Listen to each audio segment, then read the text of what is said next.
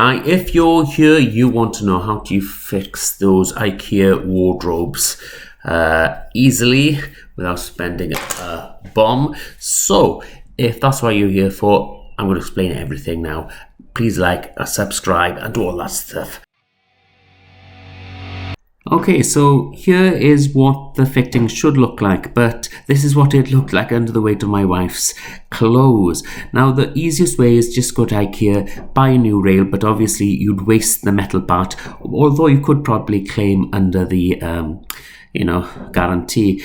But these are the ones I got. They were metal, but the holes were too small, so you need to use a step-up drill really, so I could use the IKEA fastener, because if right at the top there, you can see my failed attempt with the original fastenings. It was nigh on impossible to screw it in because that screw was just too close. So I made that hole larger with that step-up drill, and then I used the original screw that came with the original rail to put it in. And to be honest with you, it was really easy. And then I just put in those three screws that came with the bracket I got from Screwfix, and just drilled it in just to keep it in place. And then it came with this piece here that just screws in, and it stops that rail just swiveling around. Now on the other side, the fastener didn't quite work there.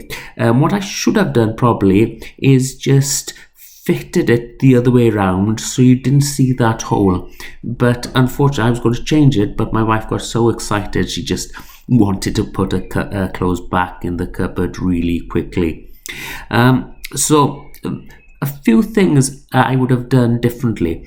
With that fastening, I would have probably turned it, and I would have probably made those two holes bigger and used two of the original fittings from IKEA, the screws, the big thick screws that comes with it.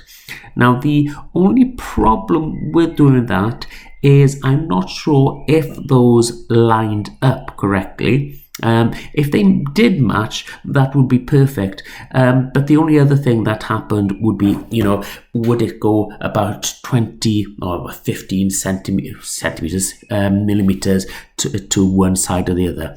Anyway, if you've liked this, please like, subscribe, and just give me a like. And if you think that I could have done it any better, just put it down in the comments. Anyway, thanks for now, and speak to you soon.